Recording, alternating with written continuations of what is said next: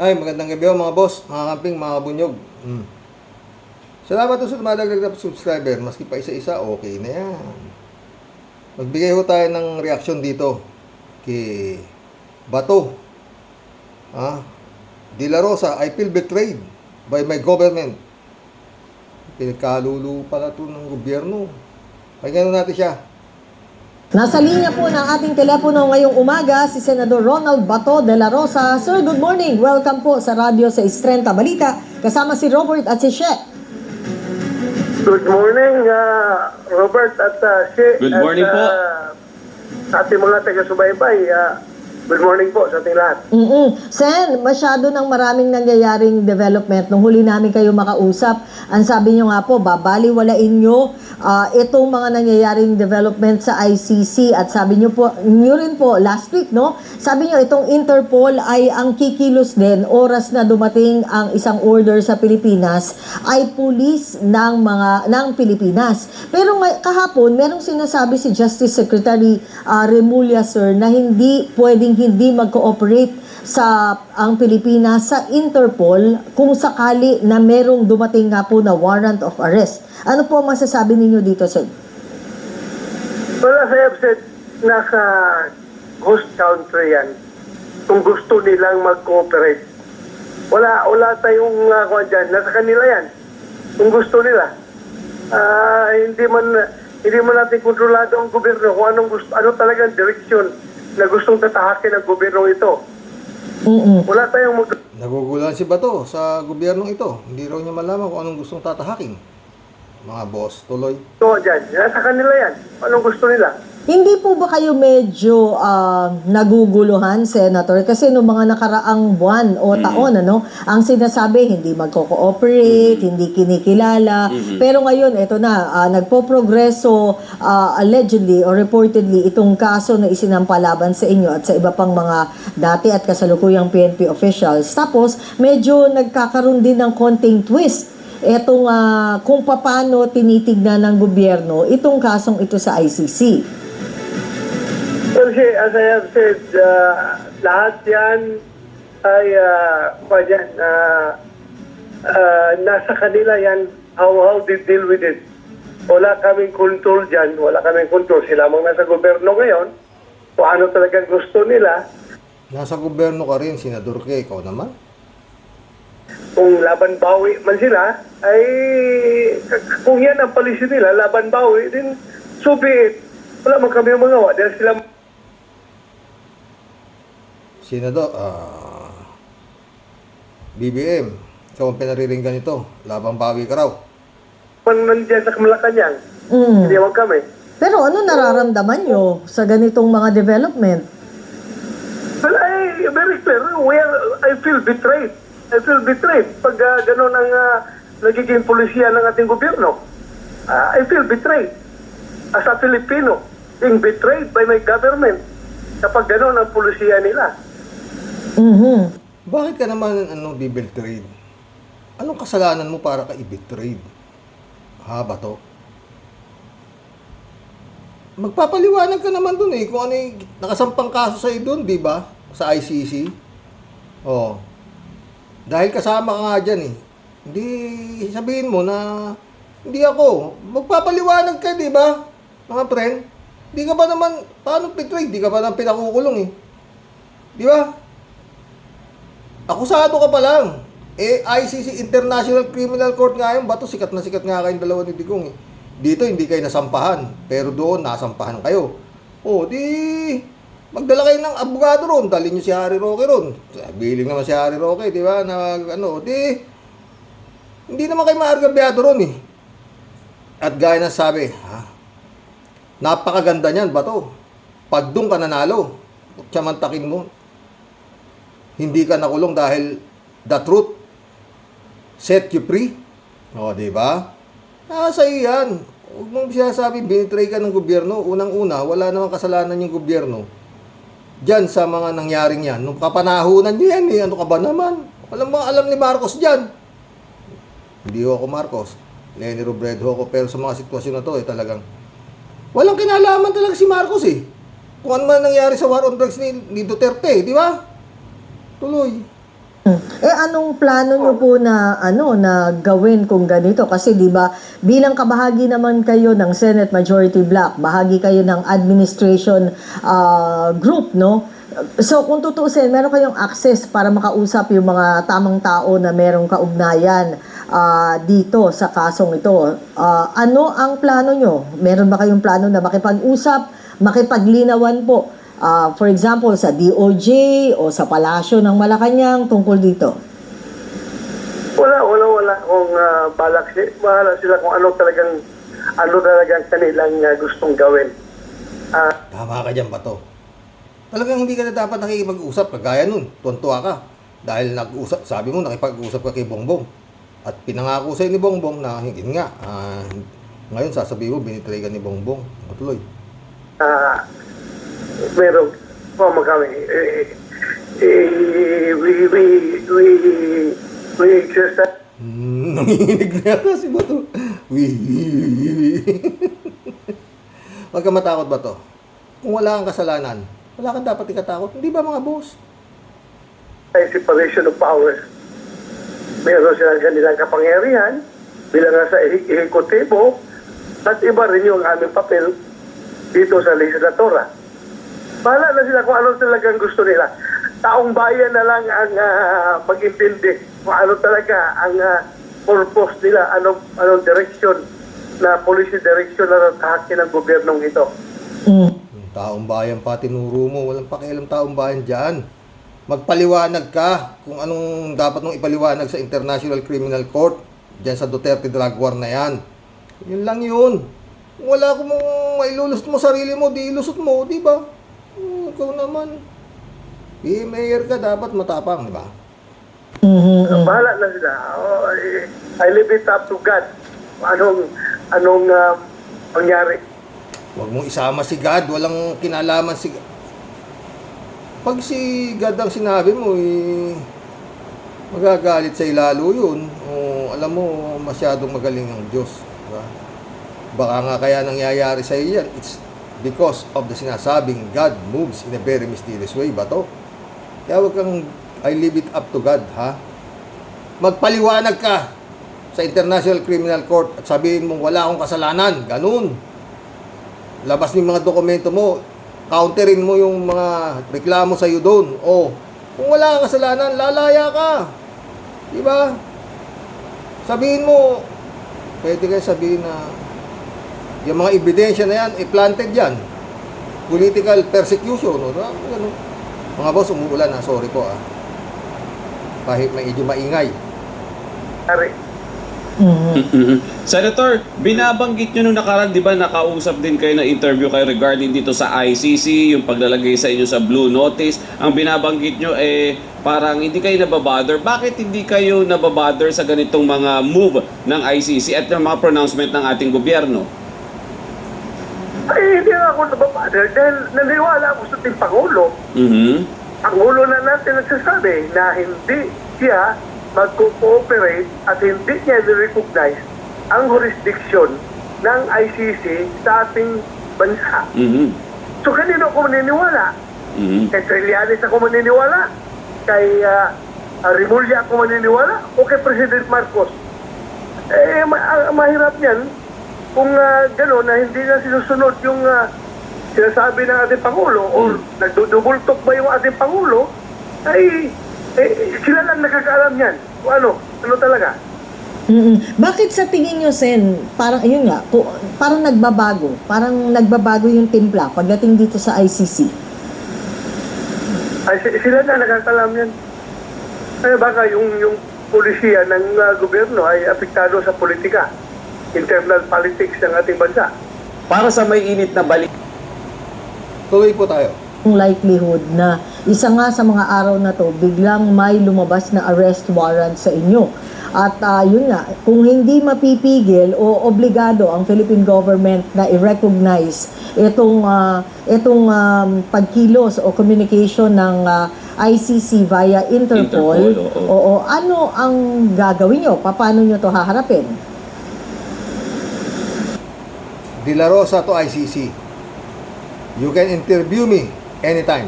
Magpapa-interview pala siya. Pangalawa ho itong nito. Pero same, ngayon din nung araw na to. Oo. Tuloy. I will cross the bridge when I get there. Akala ko, bridge over troubled water. Sige, tuloy. I don't have to telegraph my action. I will cross the bridge when I get there. Ganun na lang talaga. Opo. Walay klaro eh. I cannot give you a definite answer because tila hindi definite ang pulisya ng ating gobyerno. Mhm. Ibang sinasabi ng presidente, ibang sinasabi ng Justice Secretary, at ibang sinasabi yung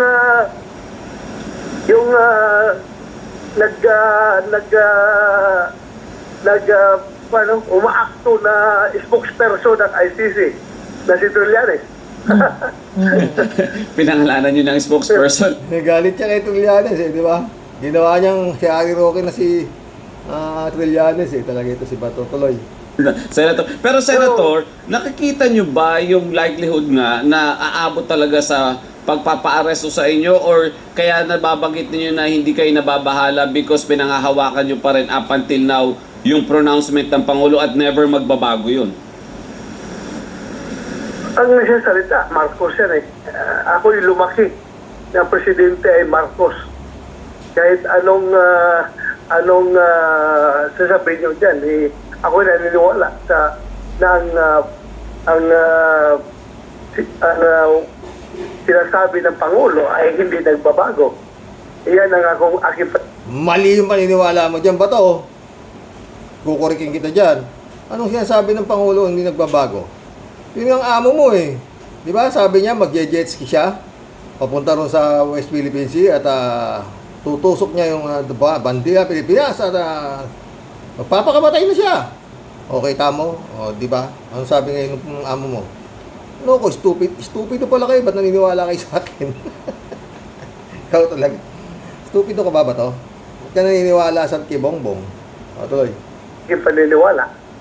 Opo. Senator, itong mga Senator, itong mga issues na ito, yung walang kamatayang ICC, yung arrest order na sinasabi na ihahain laban sa inyo at sa iba pang mga dating opisyal, hindi ba ninyo ikinakabahala ito lalo't magmi-midterm elections tayo, baka makasira sa inyo, sa reputations po ninyo?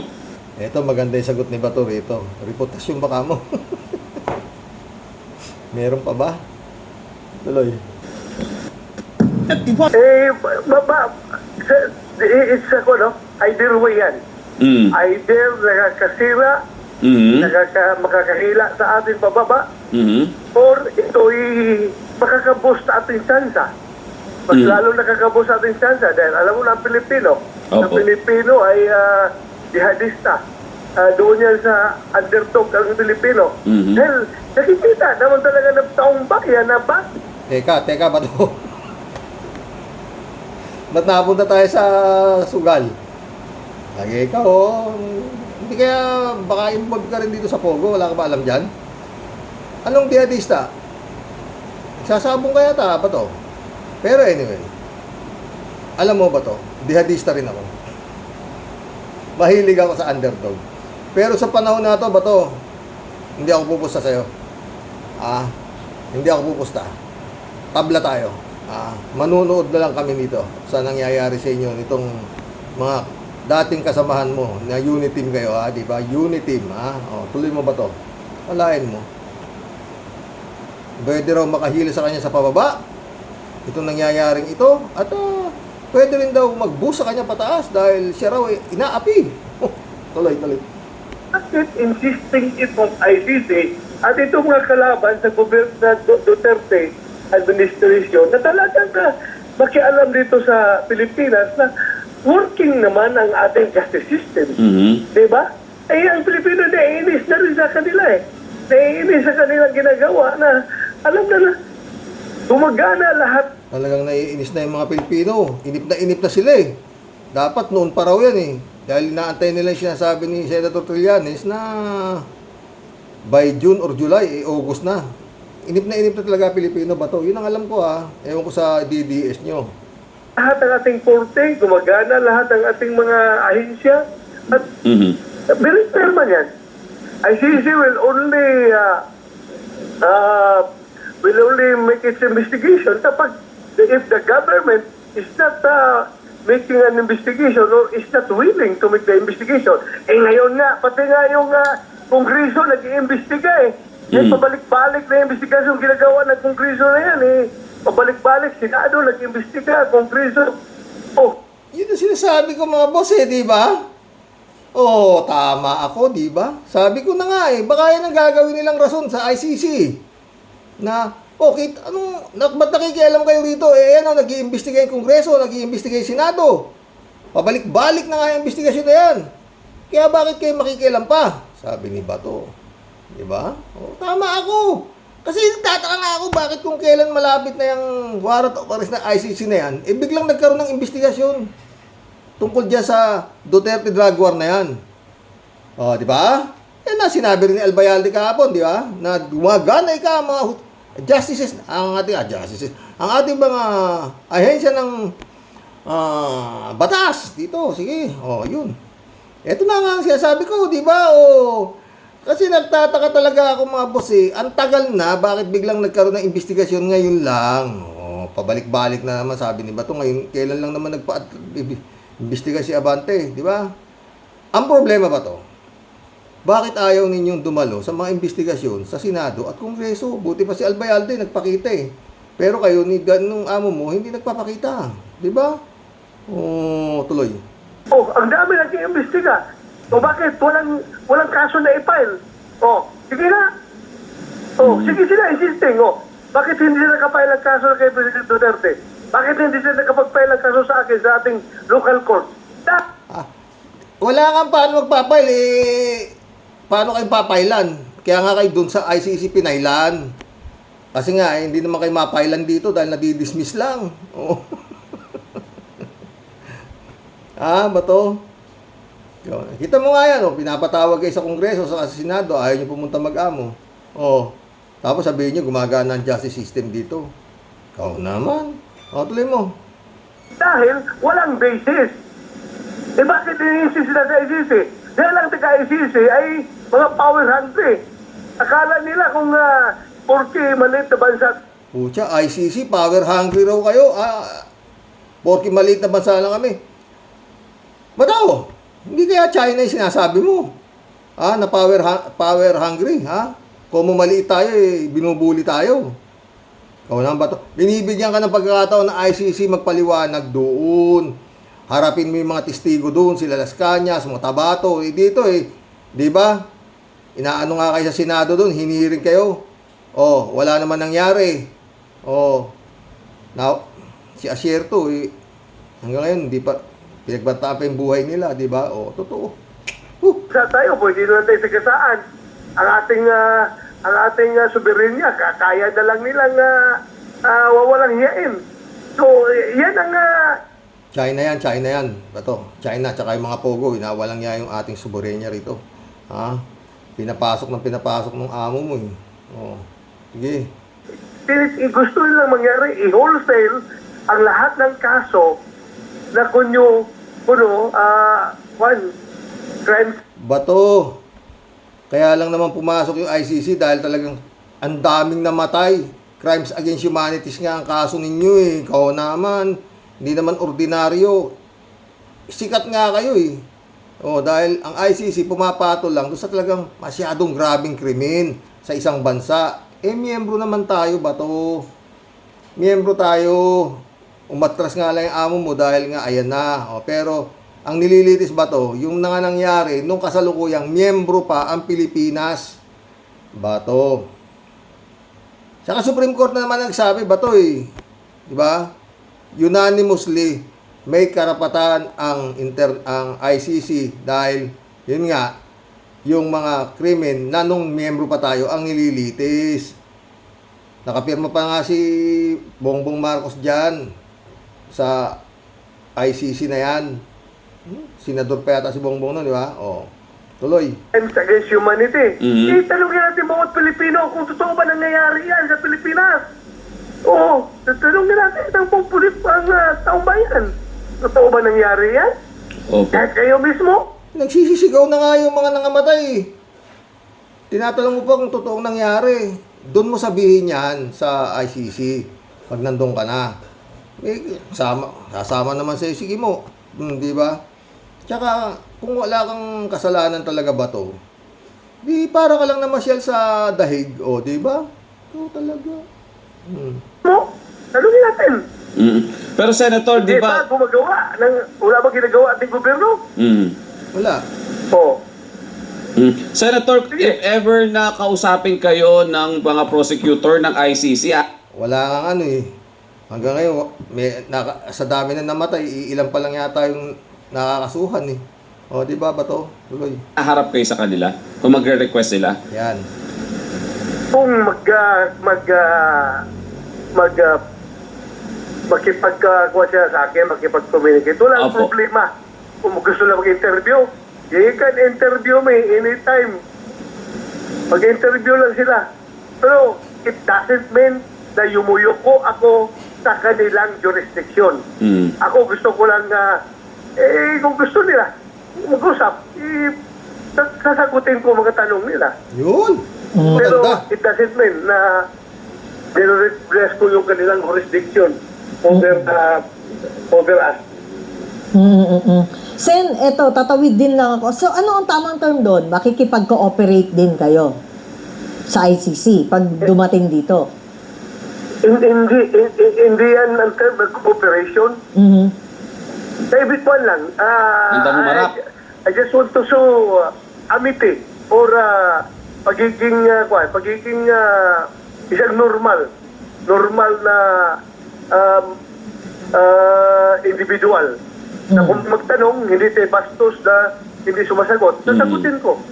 But it doesn't mean I recognize their Madali lang naman ang mga tanong ba to? Sigurado 100% yung maitatanong sa'yo. Totoo ba, Senador, na ikaw ay involved sa war on drugs ni Duterte? Totoo ba na ganito? Totoo. Yan naman may tatanong sa'yo ba to? Hindi naman tatanong sa'yo kung kailan ka pinanganak. Hindi. Yan ang mga check na itatanong sa'yo sa pag nagpa-interview ka sa ICC. Yan ang itatanong sa'yo. O, di ba? Yan ang sasagutin mo. O, malay mo, mapabilib mo yung ICC na wala ka pala kasalanan. O, di, baka hindi ka napatawag sa dahig. O, di ba? Tuloy. jurisdiction over me. Okay. Sen, tatawid lang ako ng konti kasi yung isa ring issue na nakadikit sa inyo ngayon yung nung nag-post Maganda to mga boss. kayo, di po ba, na humihingi ng tulong sa mga retired police officials o personnel para tulungan na i-secure ang pamilya ni Vice President Duterte. Ito ba tuloy pa rin itong ginagawa ninyo ngayon? Gaano karami yung mga nagbigay na ng indication na willing sila na sumama po dito sa binubuo ninyong security para kay VP Sara? Kung tingnan mo yung yung komento doon sa Facebook, yung sinishare nila. Ewan ko kung ilang libo na yung nagbo-volunteer na mga kababayan natin na Putik yan. 75 lang yung tinanggal ba to? Na security, binawasan. Yung 433, naging 358 yata. O, kulang pa ba kasi kay Sara yan? At nag-ano pa, libo-libo na raw yung nag-volunteer para bantayan si Sara Duterte. Ano ba kasi meron kay Sara at ganyan karaming kailangan? Ba to? Pero anyway, baka pwede na tanggalin lahat ng security ni Sara Duterte. Dahil yung sinesweldo doon, iba ibigay na sa mga pobre, di ba? Na sinasabi ng mga nasa mababang laylayan. Kasi yun lang ang trabaho siguro ng security. Marami nang palang mga dating officer na handang proteksyonan. Libo-libo raw, sabi ni Bato. O, di ba, sabi niya yan. O, di tanggalin na lahat yung security ni Sara. At welcome mo na lahat itong nag-a-apply sa'yo ba to na libre volunteer. Tuloy. Nagmamalasakit at nagmamahal sa ating pangalawang Pangulo. Ang dami nag-volunteer pero hindi ko na kaya ma-accommodate lahat. Sabi ko na lang sa kanila, ako'y nagpapasalamat sa kanilang pagmamalasakit at pagmamahal sa ating pangalawang Pangulo at ito'y masaya ako at nakita ko na yung diwa ng bayanihan spirit, yung diwa ng bayanihan ay buhay pa rin sa bawat puso natin. Pero since Buhay na buhay ang bayanihan na yan, lalo, ay ba to? Kita mo nga nung aaresto yung si Kibuloy, talagang nagbayanihan yung mga miyembro ng Kingdom, di ba? Tuloy. merong pang kunting iniwan na security at kung ito'y kulang, Bato, 358 pa yung naiwan, 433 yan. Bato. Kay BP Lenny, 77 lang ba? Oh, nadadamihan pa nga si BP nun eh. Hindi sanay si BP ng may bodyguard eh. Na security, hindi. Naiilang siya eh. Oo.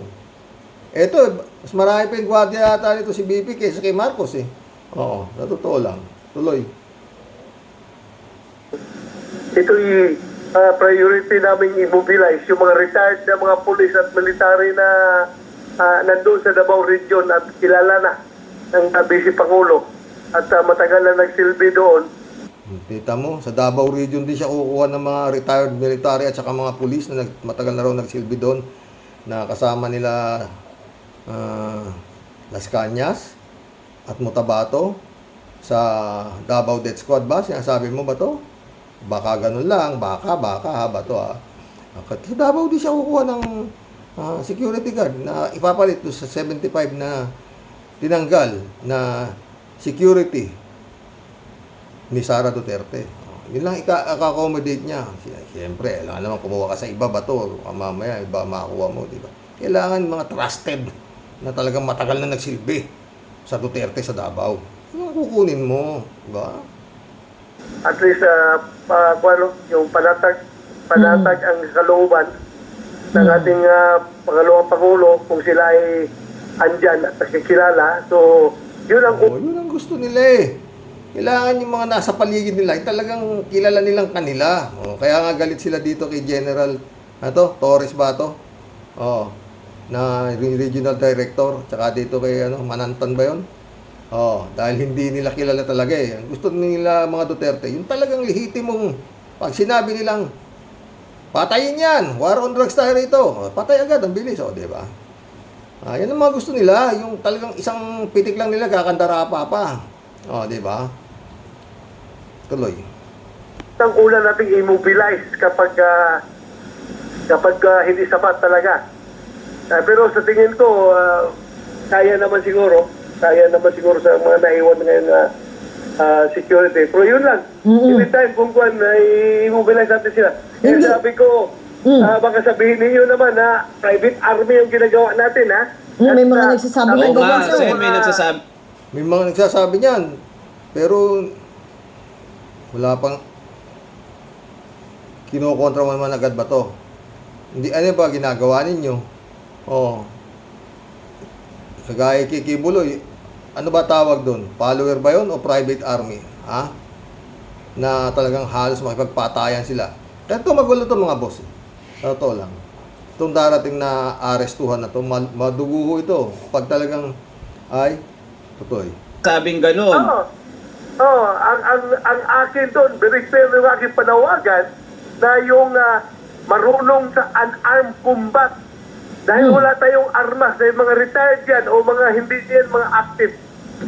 Kung hindi sila authorized magdala ng armas, kailangan marunong sila sa mano-mano ng pag-self-defense para makatulong kahit paano, makatulong kung mayroong threat sa buhay ng ating Vice Pangulo. Dahil alam natin, hardliner yung ating Vice President dyan pagdating sa mga komunista, sa mga NPA, di ba?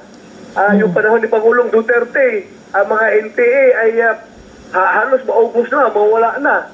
Pero ngayon, napapansin natin, dandahan na naman, kumakalat na naman yung mga nagre-recruit. Ang dami na naman nagreklamo sa opisina ko na yung estudyante niya, anak niya na nasa UP, ngayon hindi na makita, nandoon na, umakyat na sa bundok. So Sen, Pangalanan mo ba to? Hindi tinanong ng media kung sino sinasabi ni Bato na Nagrereklamo sa kanya na nag-aaral sa UP na umakyat sa bundok Hindi na, malapit na matapos. Walang binanggit hindi tinanong ng mainstream media Ayun Sabi ko, naman ang mabigat na problema. Mabigat na problema yan sa ating si Pangulo, security niya. So, kailangan ating bantayan. Sen, isang maikling paglilinaw lang. So, yung kung sino man yung sinasabi nyo na magbo-volunteer, hindi nyo to aarmasan at sila ay lalabas lang in case of emergency. Ganun po yun? Yes, kung in case na kukulangin ng security ng ating Pangulo, naka-standby lang sila. Sabi lang sir, ready lang kami anytime. You pull us up at andyan kami. Ready, pero walang armas. Walang armas. Sabi ko nga, hand-to-hand combat ang gagamitin natin dito dahil hindi man kayo authorized mag-armas dahil mga retired naman kayo.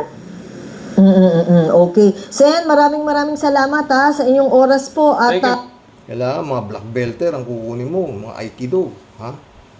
Ay nako mga boss. Kayo ba? Anong masasabi ninyo mga ka-warriors dito sa naging paliwanag ni Bato? Ako, nabigay ko na yung komento ko, no? Sinabay ko na. At nang makapag-collab na po tayo, no, mga friend? Ha? Ako sa totoo lang mga boss, sa drama na ginagawa nitong grupo ni Digong, itong sa Sara, mga nanganganib ang buhay, mga ganun. Masama amoy ko. Masama. Baka marami pang drama. Baka meron pa diyang mga biglang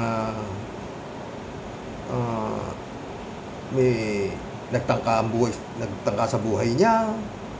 Merong pinaputukan yung bahay niya, may naghagis na granada sa tabi ng lugar niya, marami yung lalabas na ganyan mga senaryo. Sana mali ako na naman. Pero itong klase, mantakin mo, tinanggalan na 75 na security. Aba, nag-recruit na pati si Kimo nagre-recruit. Oo, yung mga rebelde na sumuko, nagbalik loob na sa gobyerno, mag-apply kayo na gwardiya ni Sara Duterte para proteksyonan ng Hindi ko lang makita yung kay Matabato totoo. Lahat po yun, doon nung panahon ni Duterte bilang mayor, marami na bumaba na rebelde, nagbalik loob at binigyan ng trabaho ni Digong. Kasama nga nila Matabato. Oo. Davao Death Squad. Tagapatay sila ng mga sinasabi nila na mga menace sa gobyerno, mga walang kwentang tao ang pinapapatay daw sa kanila ni Digong. Oo, meron silang bayad kahit per ulo, sabi ni Matabato, di ba? Sana mali ako mga boss. Marami pa hong drama yan na palalabasin ito, mga ito. Oo. Antakin mo na napapalabas silang ganyan, Napakakawawa ni Sara Duterte, inaapi. Pagkulab na tayo, putik yan. Pero doon sa mga mga DD talaga namang tulungan natin si Sara. Pagdasal natin na ang kanyang buhay, ang kanyang pag binasa niyo yung comments, magugulat kayo. Oo. Kaya ako ewan ko. Shout out Michael Edwin first. Talaga si Pren, Sumagot si Kalat niyo. You're number 1. Sabi na ni Michael, nakachamba ho. Bata ka pa ba, Misael? Si Kalat ni, palagi ko mga sing edad ko to Raul Villanada, shout out. Greetings Kuya Rox, sa inyo may bahay, God bless always. God bless Raul. Raul Villanada ulit Wala na, Albayalde pong taya ka na kung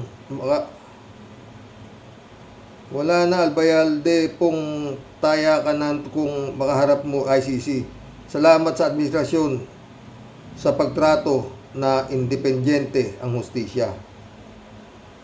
Alam mo, sa totoo lang, salamat kay Pinoy. Kung hindi siya nag-member ng ICC na yan, wala nang kaso, di ba? Ay, nako. Dito, wala nang makapagsampay, di ba? Maski mga senador, di ba? Nandaan niyo, o-open yung formally investigation tapos na, hindi na siya presidente. Ayaw pumirma yung mga senador dahil nandun daw yung pangalan ni Duterte. Hindi ko makalimutan si Grace Poole. Temari Bernardo, shout out. Para sa akin, Karox, less guilty si General Albayalde dahil siya mismo ay nagsabi na mga kapulisan noon na iwasan ng EJK kung maaari. Temari, kausapin niya, paliwanag niya sa ICC. Hindi naman bias ang ICC, alam nga namang, tsaka yan nga, kaya lang naman nakialam ang ICC kasi masyadong grabe ito, karumal-dumal to crimes against humanities to, na wala naman talagang nangyayari, di ba? Kagaya niyan, sa Senado o sa Kongreso, hindi nila pinapatawag si Digong, tsaka si di ba? Dahil, respeto raw. Patay tayo dyan. Raul Villanada ulit. Parang si Kibulok din, palaya si Albayalde, nangungundisyon pa, di ba? Grupo nga yan Raul Villanada ulit. Tama tayo. May paatras na diskarte sila Abante. Di ba? Sabi ko Yan din sinasabi ni Bato. Kita nyo naman, gumagana ang judicial system natin dito. Nag-iimbisa na nga yung balik-balik na nga yung Kongreso sa Senado. Di ba? Tama ako Reblado Dudbico, shout out. Blessed morning po, Karoke, and to all supporters of subscriber watching from Edmonton, Alberta, Canada. God bless po, stay safe and healthy. Correct ka, Karox. Back to back itong si Roque Butanding. Canada ka rin pala. Si Michael, taga Ontario Librado. Magkakilala ba kayo? Tsaka si Rowan Ginto, Joral Jelly, Rowan Jelly, andyan din sila sa Canada. Librado Ludovico ulit perfectly working, Mr. Albayalde, tell it to the Marine, 71 years old na ako, bulok ang justice system at ng Pilipinas, pera-pera lang, kung wala kang pera, mabulok ka, leche, yan, tignan mo sinabi tuloy, ikaw talaga, Albayalde ka ay, nako, ewan ko sa inyo. Galat ni Bayaw, diretso sa kabayo para Senado. Diretso ang kabayo, wala na si kabayo, miren. Shout out Akira Milus, may you have a great day. Ingat at magpakabait ka palagi, sabi ni Kalatni. Shout out Akira, where na you? Sana okay ka lang, prena, sa totoo lang. Kalatni Bayaw ulit, patulan. Huwag na natin patulan yan si Maring Karen. Bakit na naman? Isa ring gunggong na journalista yan. Gunggong. Ikaw naman. Galit ka kay Karen. Ay, Kalatni ka. Elizabeth Iscare, shout out. Good evening, Sir Rox. Iba din pala mag-isip ito si Albayalde. Di ba niya alam na kung panahon na member pa tayo, nangyari ang mga human rights na patayan nila? Bobo din pala ang general na to. Mismong Supreme Court ang nagsasabi nito, di ba? Na kailangan pa ding may managot na mataas na opisyal na kagaya ni Digong, Bato at yung mga general na yan. Hoy, paano na yung pinagpapatay nyo, ha? Ilan lang ba ang nakasuhan at nabigyan ng hustisya? Aber, pakipaliwanag nga ito. Ayan. Share nyo nga ito, baka makarating dyan kila Albayalde. Ano pagsasabi? Elizabeth Iscari ulit Talagang ang mga yan na ang may mga gumawa ng karumal-dumal na pinagagawa nila. Ang kakapal din ng mga mukha nito, lalo na yung sila Digong at Bato. Tapos itong mga general na kasabwat pa sa war on drugs. Wow ha! Kaya dapat lang nahulihin at ikulong habang buhay ang mga ito sa ICC. At dyan lang matatahimik ang ating bansa. Alam nyo kasi mga friend, yung war on drugs ni Digong, di naman niya kaya mag-isa. Di ba? Uutos lang niya yan. Patay.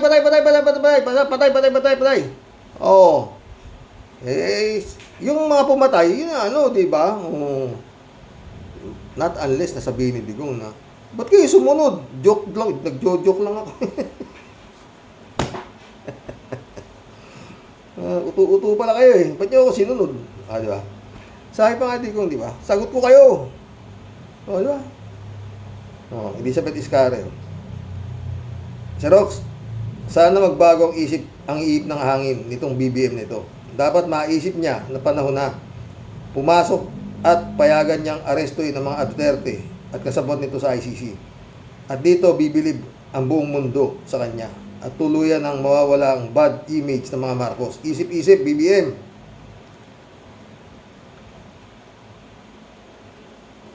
Sana nga. Elizabeth. Alulalia, shout out ha. Baka bumaliktad si Albayalde at idiin si Digunggong pag naipit na. Pwede. Sa ngayon, matigas pa sila dahil hindi pa sila maharap.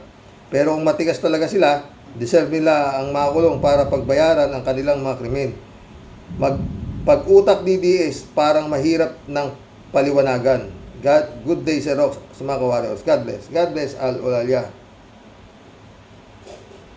Al-Ulalia ulit, Suspindi na dapat ni BBM si Baste nang matigil ng kayabangan. Thanks, Sir Rox. Dapat. Pero palagi ko si BBM, hinihintay niya lang talaga yung tamang oras. Hinihintay niya lang yung kanyang alas. Kaya sabi ko, yun ang magiging alas niya, ICC. Kasi nga, wala siyang kinalaman sa war on drugs si Digong, di ba? At kinakantsawan niya pa nga, di ba? Tignan mo ngayon, wala na masyado namamatay, pero malalaki ang aming accomplishment. Di ba? Sam AJ, shout out. General Albayalde, naniniwala ka ba si Duterte ang may utos ng pagpatay? Patay tayo dyan. Abogado ka ba, Sam AJ? Magandang tanong yan, ha? At yan ang itatanong. Malamang. Ted, shout out, Ted. Gusto pa ni Albayalde na utuin muna sila ng DOJ kung dapat nilang harapin ang ICC o hindi.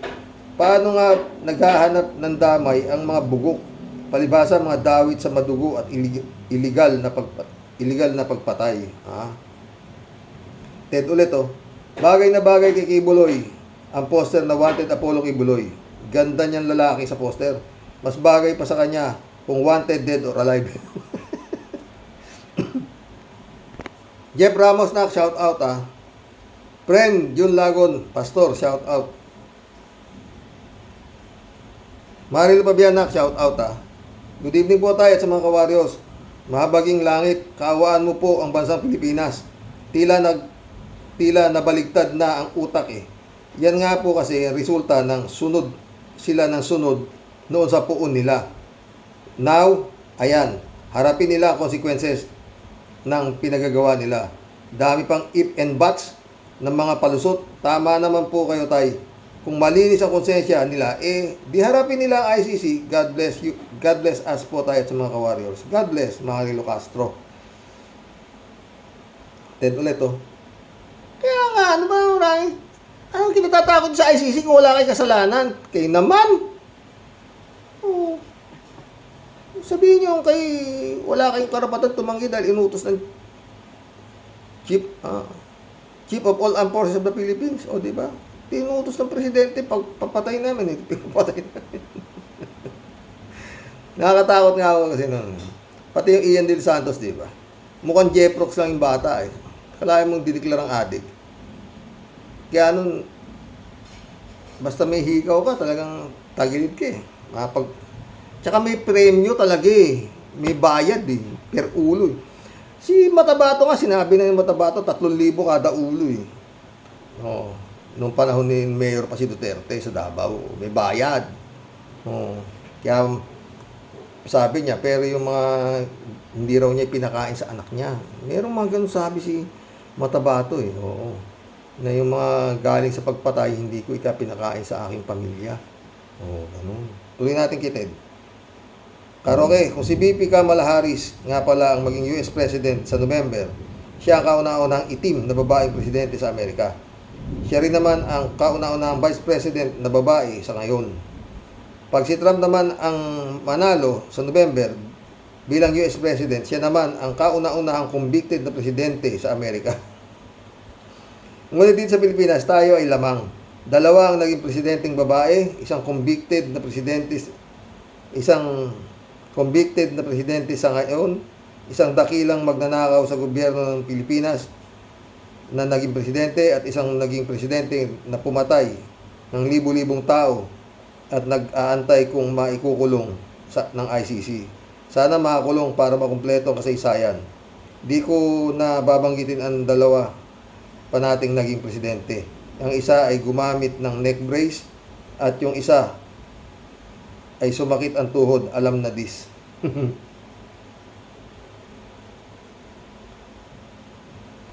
David Allen Mendoza, shout out Karox, good evening po sa lahat. Nakakatawa naman si Albayalde. Working daw ang justice system natin at napaparusahan ng mamisala sa drug war ni Dudae. Ang mga pipitsugin at mga walang kalaban-laban ng mga pulis lang ang nakulong. Dapat kasama si Albayalde at Digongong sa mga nakasuhan dahil sila ang pasimuno at nagpatupad ng EJK na yan. Kung baga sa puno, si Digong ang ugat, sina Bato at Albayalde ang puno. At kung mga galamay nila ang sanga. Kaya nga po, kung gusto mong mapatay ang puno, dapat kasama ang ugat. Totoo yan. Rodelia Alpilor, shout out Sir Rox, natutuwa po ako sa mga kabosing. Ang gagaling nilang talaga, sa totoo lang po talaga. Tayo, ingat po tayong lahat sa mga and God bless po. God bless Rodelia. Johnny Bigod, shout out. Sabi niya, gandang gabi ka, Roque. Lang niya itong si Albayalde. Gumagana raw ang justice sa atin. Kung gumagana ang justice, bakit hindi nila mahuli-huli si Bantag, Tebes, Kibuloy, at ngayon si Alice Go? Gumagana lang ang justice sa mga taong maliliit at walang kapit sa gobyerno. Yun ang totoo, Johnny Bigod. Galing mo talaga. Bawal naman kasi bobo rito. Antimano, kinakatay ko na. Sakit lang sa ulo, mga... Bakit ka babatol dyan ay tanga? Di ba? Putik yan. Gaaksaya mo lang panahon yung mga trolls. Diyan sila kumikita eh. Di ba? Pero puta, alam mo pag kumakampi ka sa masama, tapos binabayaran ka, puta. Kaya nyo kainin yan? Sheila Jaser, kalungkot talaga ang nangyari sa Pilipinas. Wala nang halaga ang buhay ng tao. Buti na lang napilitan na ang presidente. Wala nang libu-libong tao na pinapapatay. Basta Karox, abangan na lang natin kung anong mangyayari sa mga yan pag pumasok ang ICC.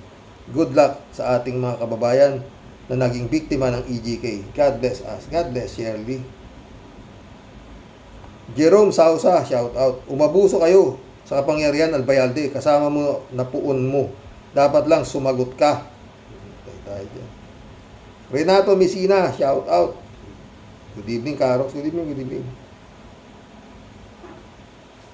Friend Sherwin Sapeda, shout out.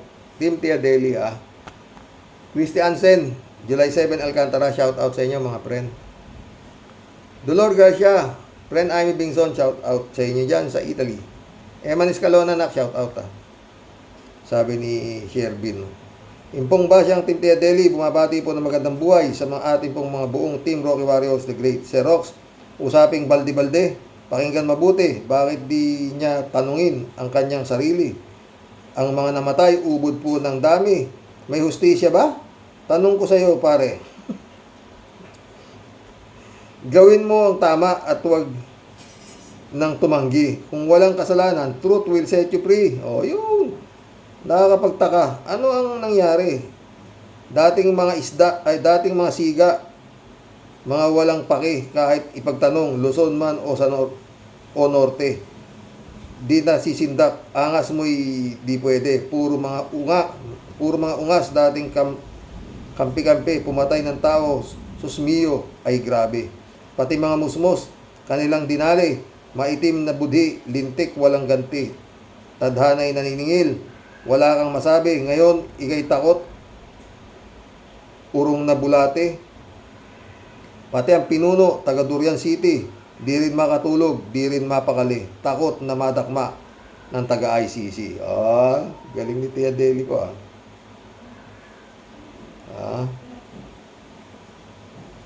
Jack Roman Santa, shout out. Sa sobrang dami ng napera nila sa droga, nabobo na tong ninja cup na to. Oo, di ba?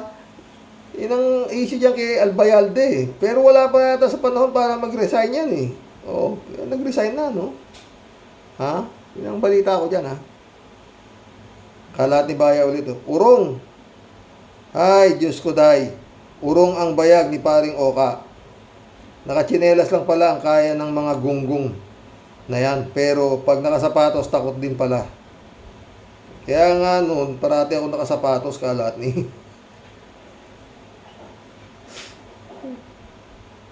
Kalat ni Baya ulit, oh. Good morning, Kasani. Paluin mo ng paluin ng palakol, Kasani. Ala, banat. Hello, Mama Bear. Okay lang si Mama. Cassandra Daisy, shout out, ha. Matatanda na ang mga general na ito, nakasabwat sa pagpatay ng mga Pilipino. Kaya makonsensya na kayo bago dumating inyong panahon na isauli na ninyo ang hiram na buhay sa Diyos. Oo. Kaya alam nyo, maski pa paano yung Las Cañas at saka Matabato, maski huli man daw at magaling, naihahabol din. Nakonsensya na raw sila sa dami ng kanilang pinagpapatay. Inamin naman nila, handa na silang mamatay. Yung dalawa, basta nasabi na namin ang buong katotohanan tungkol dyan kay Digong. Diba? Gusto nyo naman gumaya. Cassandra Daisy, shout out. Ito ang perfect na example ng kasabuatan ng kasamaan. Magsimula sa Presidente, General, Kongreso, Senado, ibang sangay ng gobyerno, kasalanan ng mga bubutante na Pilipino. Totoo yan. Reynaldo Gonzalez, shout out, ha. Kabado na din si Albayalde. Sumunod ka din sa mga utos Digong. Nag-resign ka na lang sana sa mga panahon na yon, kahit sabihin na matinong pulis ka. Panahon na yon, kahit sabihin na matinong pulis ka, sana nagdalawang isip ka na muna.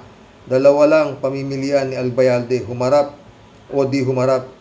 Pag humarap sa ICC, malaki pa ang tsansa na makaiwas sa problema niya, kaysa pag di humarap, baka mag-ala, kibuloy ka at lalo ka na lang ma-stress habang buhay. Di na uso pride, baka yung pride mo lang din ang papatay sa'yo. Totoo yan, Reynaldo. Misael Edwin, mas maganda si Karen, pero mas matalino ka yata, Karox. Opinion lang po naman. See you. Shout out, brother Eliasisyo. Nicolas Hilario, shout out, ha. Kaya nga kahit may sakit pa, yan si Rimulya, napilitan ng bumalik. Tiyak may kumpas na din ng hudas ng Davao yan. Patay tayo dyan. Jane Labayna, my friend, shout out, ha. Hanapin mo yung lugawan ni Aling Ikay dyan sa pinuntahan mo na malamig na lugar. Masarap yung lugaw sa Kagoto. Umorder ka ng tokwa baboy, ha. Mission accomplished, mga boss. Nakapag-vlog na naman tayo. Pilitin ko makadalawa bukas. Marami hong gusto ko i-vlog, marami lang akong kasing ginagawa. Marami. Gusto kong i-content si Idol Badcaster. Maganda yung mga ano niya. Gusto niyang ipa-share, eh. Oo. Shout out, Badcaster. Atty. Enzo Recto, Toto Kausing, Christian Isguera. Ang gagaling po ng mga yan. Totoo lang. Lalo si Christian Isguera, husay. Magandang gabi po, mga boss. Tsaka si Atty. Claire Castro. Ang galing, ang gagaling. Hindi ko kaya yun. Hindi kasi ito mundo ko. Buti nga po, naging magkakakilala tayo. Salamat po sa inyo. Magandang gabi po, mga boss. God bless.